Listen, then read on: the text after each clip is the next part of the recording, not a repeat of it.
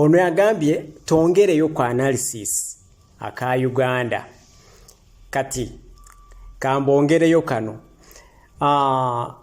first son owa NRM ekimutawanya si kubanga atwala obuyinza ekyo amanyi nti asobola okukikola maybe ajja kikola nga bamaliriza byonna bye bapanga ekimutawanya is the level of intelligence ya Bobi Wine ye mutawanya lwansonga akimanyi nti obukujjukujju n'amagezi Bobi Wine gayina ne bwanaaba bapanze bye bapanga ne bamuwe entebe mu mbeera gy'alimu Bobi Wine era ajja kukozesa obukujjukujju n'amagezi amujje kweyo entebe agimulyeko agimutwaleko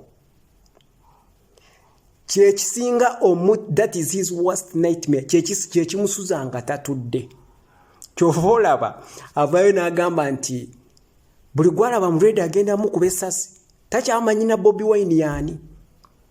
It is very rare okusanga Bobi Wine nga yambadde na red ofuna bulungi. What does that internationally mean? Ofuna bulungi nti ofuuse mutemu ofuuse mutujju mu nsi yo ofuuse. That is terrorizing the citizens of the country. So kyasinga okutya obukujjukujju n'amagezi ga Bobi Wine lwansonga nobody knows where this guy came from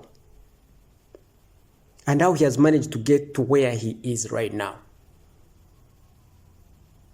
Kata ate ye kitaawe Museveni ye kyatya ku Bobi Wine sigamba nti oba alina connections oba biki atya engeri Bobi Wine ja evolvinzeemu okuva eri gye yava yonna na evolvinga okutuusa waatuuse, which shows that he's a guy who can accomplish something once he puts his mind on it.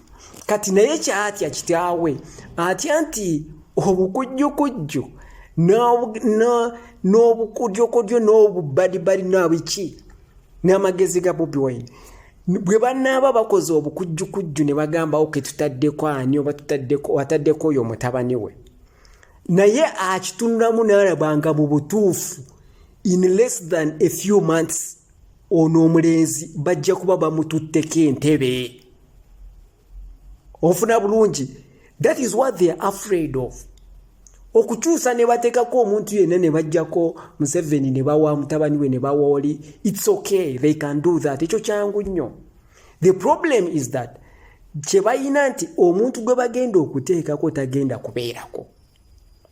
Bobi Wine ajja mulyako entebe kye bayina. That's what they are scared of. Onfuna bulungi engeri gy'abazannyamu n'abazannya kalo n'abazannya kali kibasuulira ddala eddalu. Ate walabanga buli kakwaso every bet he bets them his son takes it. Buli lwabatega akabadinga akatego nga mutabani wakagwamu buli lwabatega akatego nga mutabani wakagwamu kimusuulira ddala eddalu. Lwansonga nti alaba mutabani we bamuzannyanga ddole bamuzannyanga kazannyirizi mukana akazannyo kimusuula eddalu alabira ddala ng'oli afuuse eddole ya Bobi Wine. Ofuna bulungi. So bw'amutunuulira ng'oggyeko okugenda mu nsiko Bobi Wine byonna by'akola okubanga atuuka mu buyinza alaba nti naye yabikolako bw'atyo bwe yatandika and finally he got to power. Ng'oggyeko lwansonga nti generation yaabwe yali yakugenda mu nsiko kulwana bikiwe bityo, but this generation is different. Mufuna bulungi tubirabye mu Niger in West Africa mubiraba abantu government zivaako nga tebalwanye just because of the generation has changed. So ekyo kyatya bonna balina bye batya ku Bobi Wine, so they have resorted to violence. Kati my point of politics being a chess game, kati akazannyo abana aba opposition ba Bobi Wine ke bazanya government eri Buyiza kali bwekati inti when you opozanya chess oyina kubanga oli moves 3 ahead of your opponent. During this game ya chess mubamu sacrifices okulabisa mubamu nti oli omulaga nti ozanya tomanyi kyozanya ye akulye. onfuna bulungi bwakulya oba gwe wabaze dda moves eyo move gyotambuziza ne moves oba inayo moves endala bbiri nti ogenda kumuwa akulye ozanye wali azanye wali omulye. That is how it works. That's how chess is played. You're always 3 or 2 moves ahead of your opponent. Kati bali olwokuba nti like the whole of this thing wanga kize like birthday ya Bobi Wine etuuse bana abaana babambazizza babalese babataddeawo ayogereddeko byayogedde ebinyizizza abantu. Mainstream media egezezzaako okuvuga propaganda nti bonna baweddeyo. Abaana ba Nupa abali abroad bagamba nti ffe ate nga tetwabaddeyo. Lwaki mugamba ffenna twaweddeyo nga ffe nze saabaddeyo? Okitegeera nange I'm part of those guys but I wasn't there. Why you saying bonna baweddeyo? Ne baba beating on that propaganda stage. You are not going to beat the generation today on social media, of course. Okitegeera weba tebakwagala social media togenda bawangulirako ne bakijjako ekyo. So every time they do not win the propaganda already ba opposition bamanyi nti mu propaganda bajja kukuba bana abantu. When it comes to social media there is no way the ruling government in Uganda wegenda okubakubira onfuna bulungi. So baba settinga ne babeetolooza ne babazza ku social media ne babakuba locally ne internationally on social media worldwide.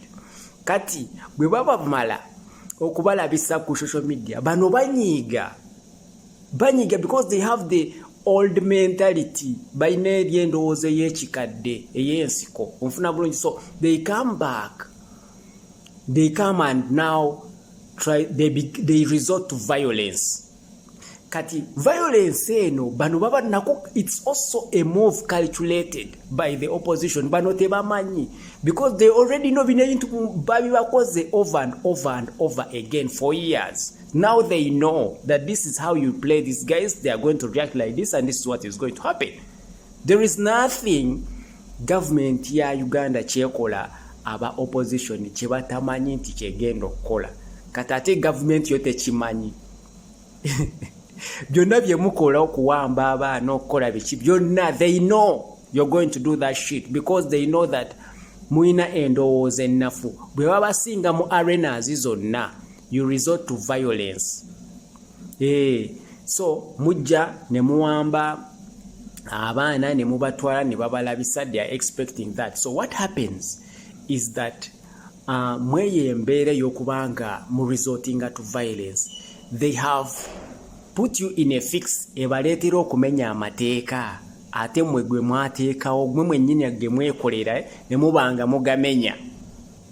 Onfuna bulungi okuyingira premises z'aba like trespassing, okutwala ebintu by'abantu without court warrant, without biki nga mutambulidde ku eyo order yammwe from above. Kata we babatuusizza nti they force you to do things you are not supposed to be doing.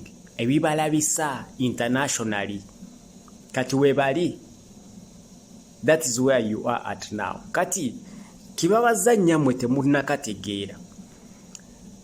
Trump mu ggwanga lya America akimanyi bulungi what is happening mu ggwanga lya Uganda. Bakiraba, they are watching all of this shit. And Trump is not very friendly kweno government eriko. I'm telling you, given that right now government eriko kukuta ne Russia, mumanye embeera eryawo wakati wa America ne Russia. Wewawo Trump agamba mbu tebaagala biki naye ne onfuna bulungi foreign policy yaabwe esigala the same. Babalaba. So bana aba opposition mwe kye babavuga babateekamu your stupidity you are following. Mugoberera. Babavuga babatwala in the slaughterhouse. Mulinga ante. Babavuga babatwala we babasalira. Babatunde babakolemu sausage. Mulyawo. Bagenda kubalabisa internationally. Trump already abayina kaka kuku. Bagenda kuvaayo, bagenda kusindika ba intelligence yaabwe kuveeri, bagenda kujja basuule government yammwe. Stop follow mulekeraawo okuleka bano abantu okubazanya. They are playing you. Mwe mulowooza nti mukozesa maanyi violence na biki they are playing you. They are trying to expose you to the entire fucking world of how there is no actual rule of law in Uganda. Ekyo kigenda kusitula amawanga ge mutamanyi n'abantu be mutamanyi. Awe babatwala, they are taking you to the slaughterhouse. Mugende. Ezo tweet zonna first sign zakola biki. All those are documented. They are documented. When the time comes, nga mutuse mu slaughterhouse bajja basalako emitwe. I'm telling you. So, these people are playing you. The opposition, politics wawe is so mature now. They know how to bamanyi mpiki je balina okunyiga bali batambuze babaweeyo ke balya bakalye babakube checkmate. Ofuna bulungi babakube checkmate. Because when you are playing chess osoka nozanya n'omuwayo n'alya wengo omanyiye n'alobera kujja n'omuwayo n'otambuza wali n'aloba n'amanyi naye n'atambuza n'omuwayo wano n'alya n'omukuba checkmate. Because you have to create those gaps. Ofuna bulungi oba olina okukola ekirabisa fayiro balina jigeza. Balina jigeza. That's why opposition kugamba politics waabwe akuze nti bamanyi nti they have to make some sacrifices. Nti balina okukola ebintu ebimu binyize bali ba reacting babalabise bafune fayiro bongereko bafune evidence endala gye bongera ku fayiro. Bali tebamanyi bakola bukozi lw'okuba be balina amaanyi be bali mu Buyinza. Bali ba collectinga baagala kulaga nsi yonna bano bantu balifaanagana bwe bati. Manyi buli we babeetoolooza babakomyawo ku social media ne babasabula eyo temusobolayo. Opposition yekufuga social media.